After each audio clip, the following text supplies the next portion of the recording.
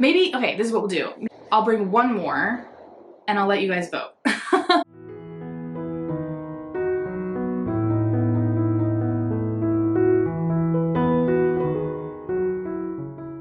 Hello, my name's Katya. Welcome or welcome back to my channel.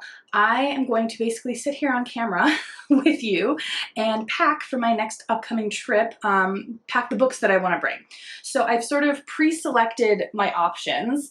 I pulled these from my shelves already, and I'll explain why in a second, but I'm not going to go through my full shelves during this video. I've sort of narrowed down my options first round. And the reason I chose these, there's no thematic reason necessarily, but I've chosen them because they can fit into my purse. So this trip is a friend trip. I'm going with a friend.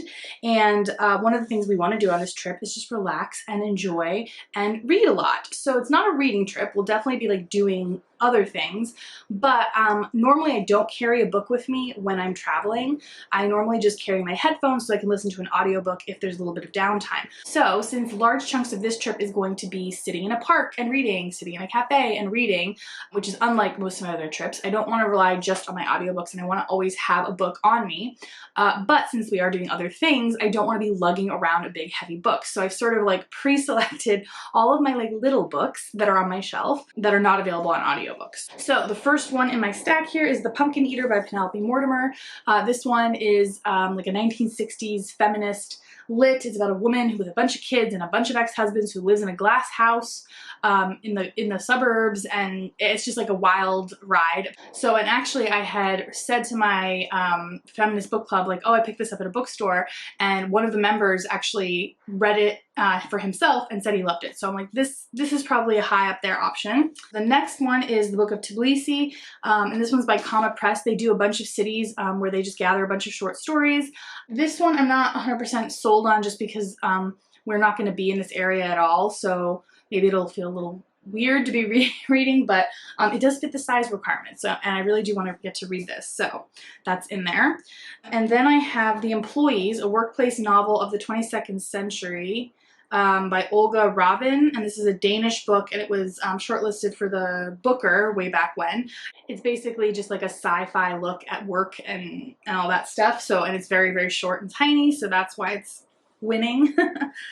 And then it's, I think, the only nonfiction in the stack. We have got Feminism Interrupted by Lola, Olufemi, or Feminism Interrupted, Disrupting Power. And this is from Outspoken, or Pluto Press, their Outspoken series. So this one I'm super excited for, and I definitely want to read it. So, and again, it's very tiny, so I'm hoping this one makes the cut. I'm hoping. Obviously, I decide whether or not something makes the cut. What am I saying? Okay, and then next we have something by Charco Press. Here be Icebergs by Katya Adaui. I'm not sure how to say that. She's Peruvian, I want to say. Yes. No? Yes. Peruvian. It's just a short story collection, so there's no overarching synopsis, but a lot of them have to do with families, so that's very interesting. So next up we have the Pear by Nana Ekvtimishvilm. Sorry, I'm terrible with this Georgian name. So this one's just a little short story about some people from America adopting a Georgian child, and I'm not sure, like, I'm just curious because I'm not sure how that would work. But Jim from Jim's Books, Reading and Stuff had mentioned to me that this was actually an abridged version of the original, which is like such a bummer. I don't know why they do that. Actually, I do know why they do it. This press, Terrine, I'm not sure how to say it. It's like their thing to have a book that can be read in under 2 hours or something. But I'm like, yeah, but only if the original can be read in under 2 hours. So I don't know. I want to be excited about this, but because now I know it's abridged, I'm not sure. So next up we have The Yearning by Mohale Mashigo. This is a South African writer, and it's about a woman who lives in Cape Town and works on a wine farm and kind of has a great life, and then something happens, and the back is pretty minimal about describing what that is, but really looking forward to this one. And then I've got God Will Come from the Sea by Christos Ikonomou. Ikonomou. I don't know how you say that in Greek, but it's a Greek book, and it's again a short story collection. So I think I might save this. I'm going to Greece later, so I might save this for when I'm going to Greece later in the year, because that'll probably be better. So maybe that's the first one I'll sort of move to the side. And then I have my pen is The Wing of a Bird, new fiction by Afghan women. So again, a short story collection, Afghani women. Very good option. And then we've got The Festival of San Joaquin. And this is by Z. Edgell, and she is a Belizean author. So this one is super short, very vacation-y mood, I suppose. Oh no, oh, this is making me want to read it. Okay. So it's about a woman who was cleared of a murder charge for killing her husband in a domestic violence situation. And she's released from prison on a 3-year probation, and she wants to rebuild her life and gain custody of her children. So yeah, actually this maybe bumped up to the top now. And then last but not least, we've got Our Dead World by Lilian Colanzi, which is Bolivian, and it's about a young woman who suffers a mental breakdown because of a repressive and religious mother. Oh, and parts of it happen in Paris. That's interesting. So yeah, this one's super tiny. It's like physically very tiny, and then it's exactly 100 pages. So, okay, so what am I getting rid of right now? Okay, so for sure the Greek book, like I mentioned, saving that for another trip. Then the Book of Tbilisi, again, just not the vibe, so that's okay. Save that for another time. And then what do I have left? Let's see. So we're not going to Copenhagen or Denmark, but we are going to be in Sweden and Finland. So I feel like this is more the vibe of this trip. So let's sort of keep that for now. I'm going to toss the Pear Field just because I am not super excited about it, and I don't want to bring it all the way on this trip just to not read it. So skipping that.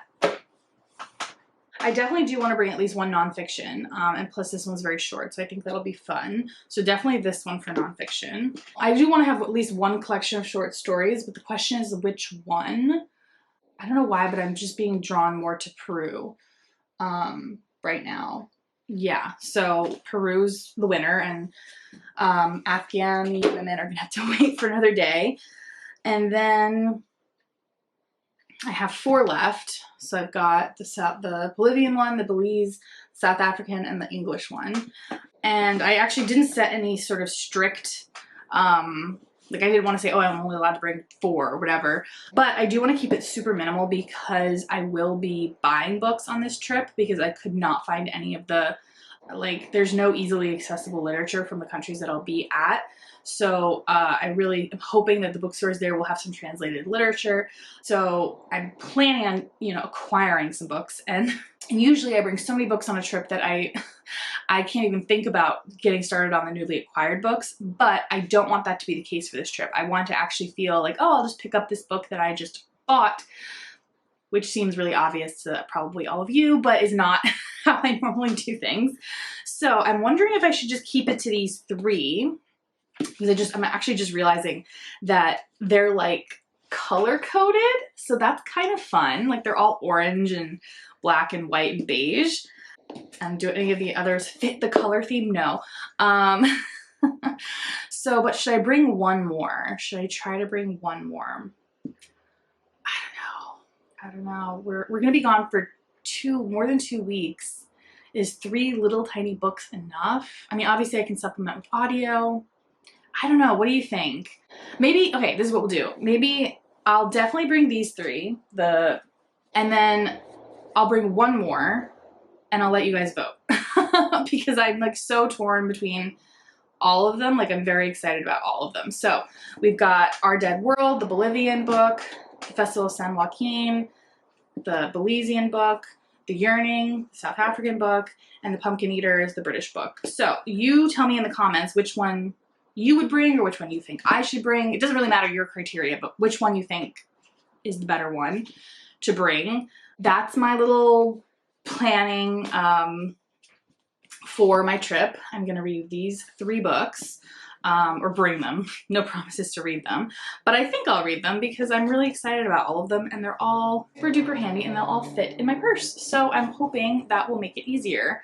So anyway, let me know your thoughts on the 4th book, and also what are your like random weird criteria for books on vacation. Do you like light fluffy reads on vacation? Do you prefer audio? Do you prefer paperback or hard copy rather? Any other weird quirks, or it's not weird, but specific quirks that you might have around your reading during vacation times? Do you like to go somewhere, find books there and read those and kind of like go wild, or do you like to prepare like me? And I think most people in book two, but we like to prepare. We like to know we have some options in our back pocket. But anyway, curious to hear all about your bookish habits on vacation. And until next time, bye.